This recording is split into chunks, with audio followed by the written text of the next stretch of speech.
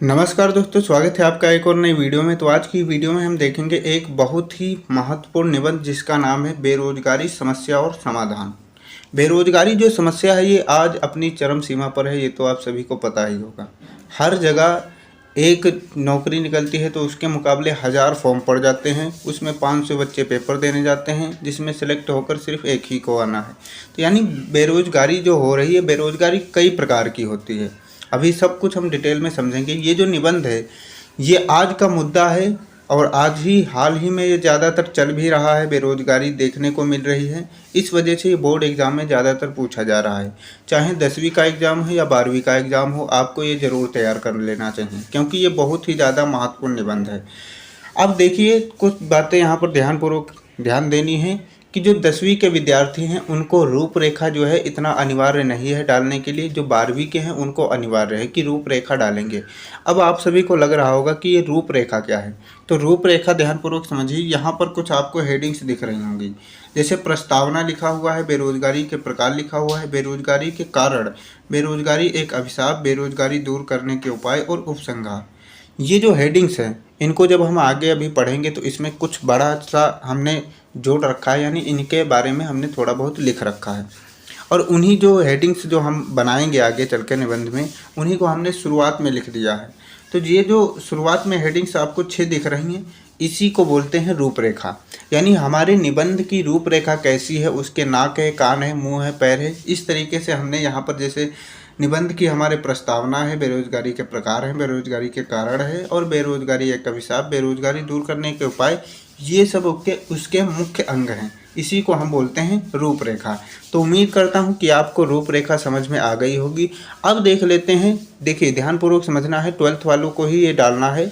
बाकी 10th वाले अगर डालेंगे तो और अच्छा है, नहीं भी डालते हैं तो कोई दिक्कत नहीं है, लेकिन 12th वाले जो हैं उनको ये अनिवार्य है क्योंकि यहाँ से आपका 2 नंबर मिलता है। तो आप ध्यानपूर्वक ये समझ लीजिए। अब चलिए हम देख लेते हैं किस तरीके से अपना निबंध प्रारंभ करेंगे। तो सबसे पहले हमको डालना पड़ेगा प्रस्तावना। आप बड़ा सा हेडिंग में लिखेंगे बेरोजगारी समस्या और समाधान, फिर नीचे लाइन में लिखेंगे प्रस्तावना। अब प्रस्तावना में थोड़ा बहुत इसको जो भी टॉपिक हमारा होता है उसके बारे में बताना पड़ता है, फिर वो क्या प्रभाव डाल रहा है वो थोड़ा बहुत हम बता देते हैं। बस इसी तरीके से ये प्रस्तावना हमारी समाप्त हो जाती है।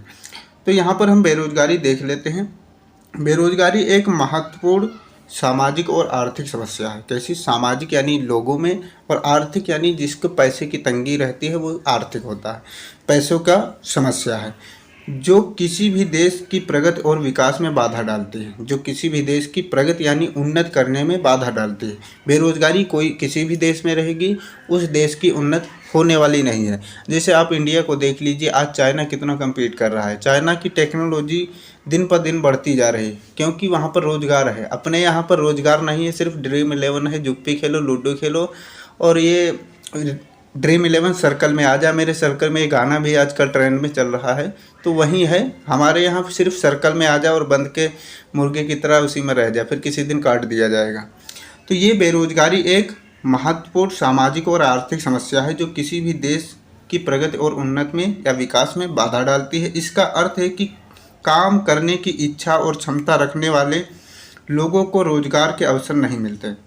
यानी बेरोजगारी का मतलब है कि काम करने की इच्छा है, हमारे में गुण हैं, लेकिन हमें रोजगार ही नहीं मिल रहा है। हम करें तो करें कहाँ? देखिए, कोई भी काम अगर करना है आपको तो उसके लिए आपको इंफ्रास्ट्रक्चर चाहिए, यानी मशीनरी चाहिए, या कहीं पर जाकर आप काम करें जहाँ पर रेगुलर आपको काम मिल जाए, कुछ पैसे मिलें, तभी तो आप करेंगे। और इच्छा है करने की लेकिन फिर भी काम नहीं मिल रहा है, इसी को बोलते हैं बेरोजगारी। बेरोजगारी केवल आर्थिक परेशानी नहीं बल्कि समाज में असमानता, अपराध और मानसिक तनाव जैसे कई अन्य समस्याओं को भी जन्म देता है। अब जो भी बेरोजगार होगा उसको समाज में एक अलग ही तरीके से देखा जाता है। और आजकल तो आप जानते हैं सरकारी नौकरी का कितना ट्रेंड चल रहा है। अगर आप गवर्नमेंट जॉब में हैं, भले आप चपरासी की ही नौकरी कर रहे हैं, लेकिन आपका रुतबा सबसे अलग होगा। अगर वहाँ पर 2-4 बेरोजगार बैठे हैं या प्राइवेट जॉब करने वाले बैठे हैं, लेकिन उसमें वो जो चपरासी बैठा है अगर सरकारी नौकर है तो उसका जितना रुतबा रहेगा उतना प्राइवेट या जो बेरोजगार बैठे हैं उनका नहीं रहेगा।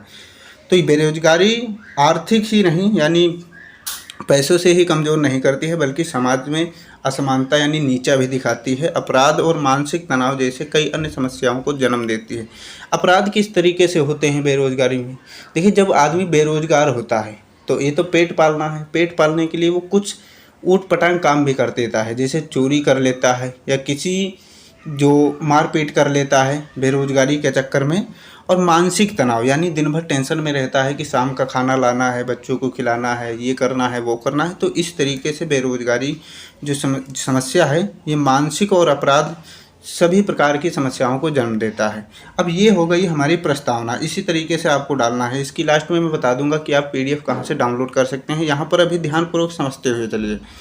अब आगे आपको हेडिंग डालनी है बेरोज़गारी के प्रकार। सबसे पहले हमने हेडिंग डाली प्रस्तावना, फिर बता दिए थोड़ा बहुत। अब डालेंगे बेरोज़गारी के प्रकार। अब बेरोज़गारी के प्रकार में हम कुछ छोटी छोटी हेडिंग्स डाल रखे हैं, उनको ध्यानपूर्वक समझ लीजिए। बेरोज़गारी के प्रकार में जैसे खुली बेरोज़गारी। अब खुली बेरोज़गारी क्या है?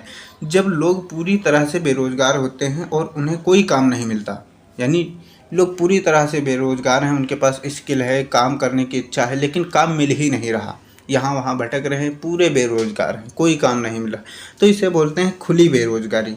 और फिर दूसरी है छिपी बेरोज़गारी। इसमें लोग काम कर रहे होते हैं लेकिन उनकी ज़रूरत से ज़्यादा लोग एक ही काम में लगे होते हैं, जिससे सभी पूरी क्षमता से काम नहीं करते।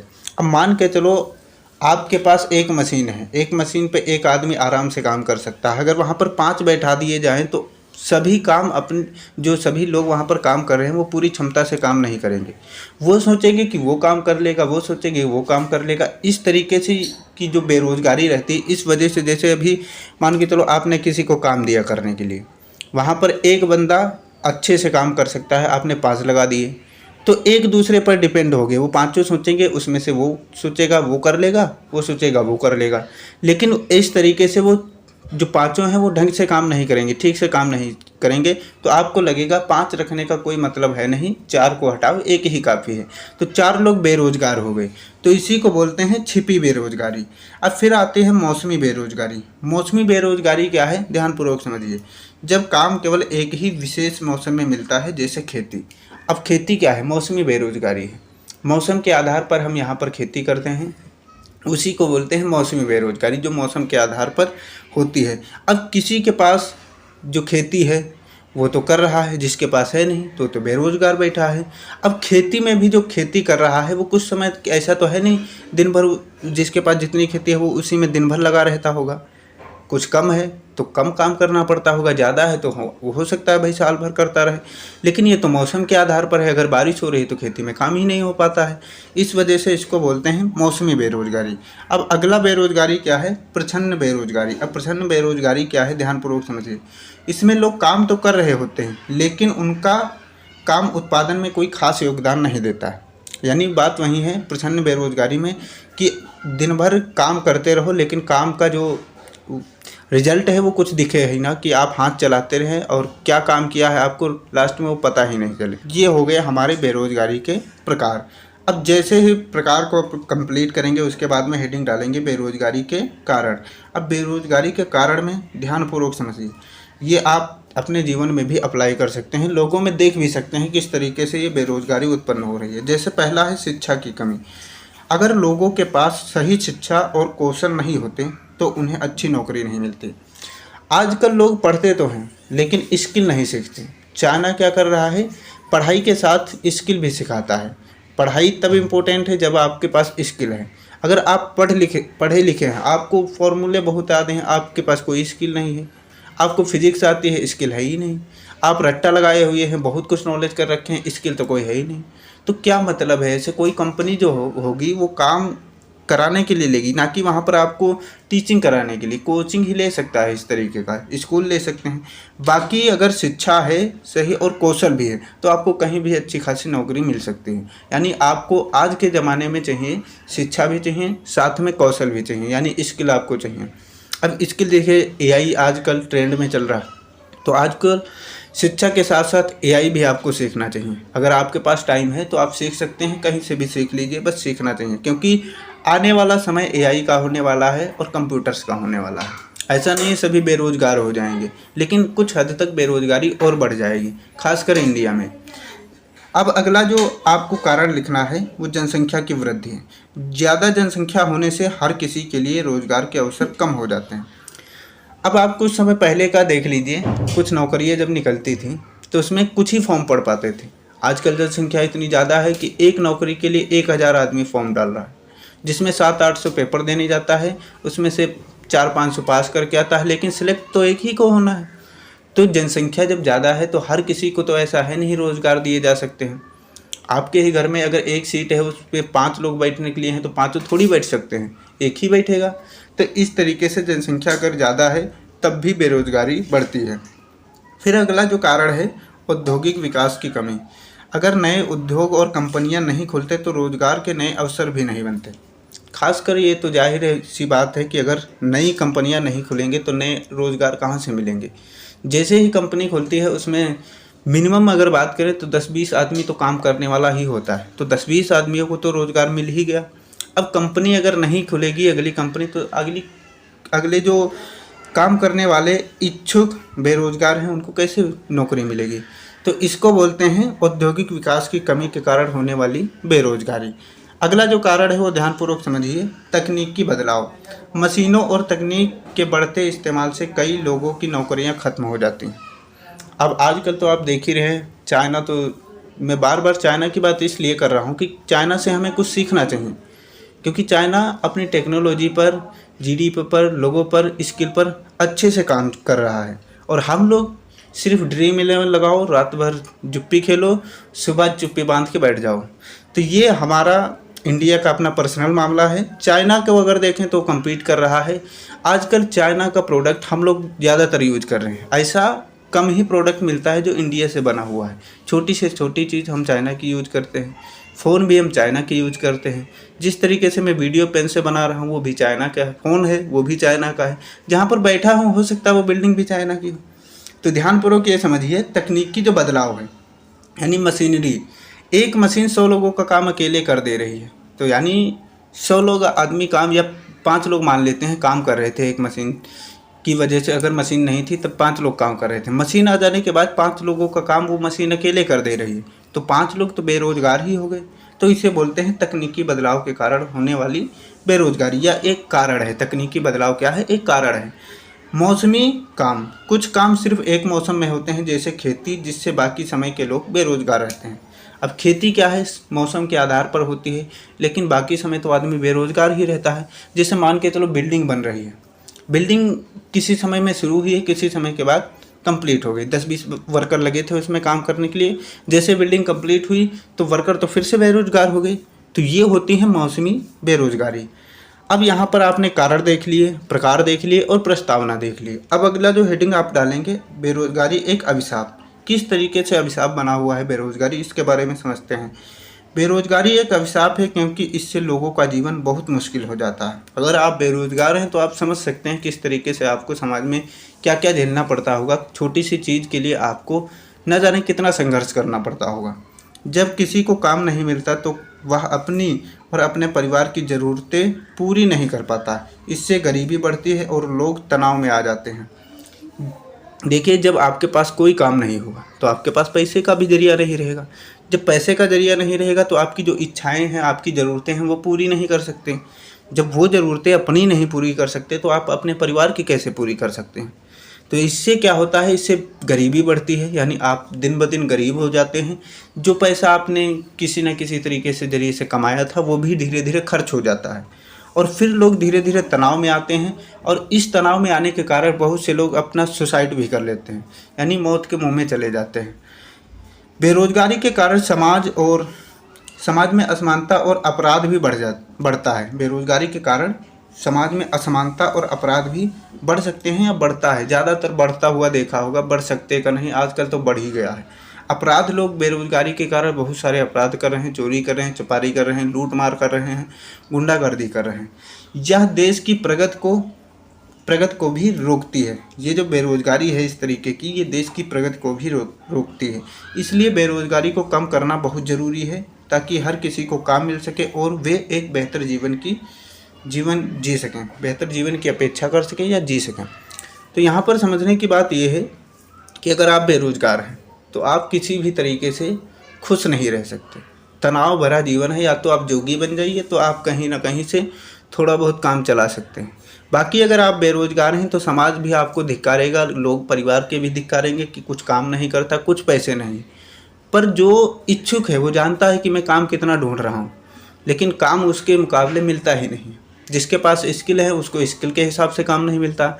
अगर आप अच्छा खासा नॉलेज लेकर, अच्छी खासी स्किल लेकर चपरासी की नौकरी करें तो आपको भी अच्छा नहीं लगेगा। तो इस तरीके से भी बेरोजगारी बढ़ती है। अब यहाँ तक हमने देख लिया बेरोजगारी किस तरीके से अभिशाप है। अब उसके बाद हेडिंग डालेंगे बेरोजगारी दूर करने के उपाय। बेरोजगारी को कम करने के लिए सबसे पहले शिक्षा प्रणाली में सुधार किया जाना चाहिए। आजकल की शिक्षा प्रणाली रट्टा लगाने वाली है, ना कि कुछ ऐसा खास ज्ञान देने वाली। क्योंकि आप जिसमें इच्छुक हैं वो तो मिलेगा नहीं। जो सरकार की चुनी हुई या सिस्टम पूरा शिक्षा का प्रणाली है उसमें जिस तरीके से पढ़ना आपको उसी तरीके से पड़ेगा। आपको हिंदी समझ में आती है, अगर इंग्लिश सब्जेक्ट है तो पढ़ना पड़ेगा, भले आपको समझ में ना आए। वो आप पर थोप दिया गया है कि ये आपको काम ये करना ही है, भले आपको समझ में आए या ना समझ में आए।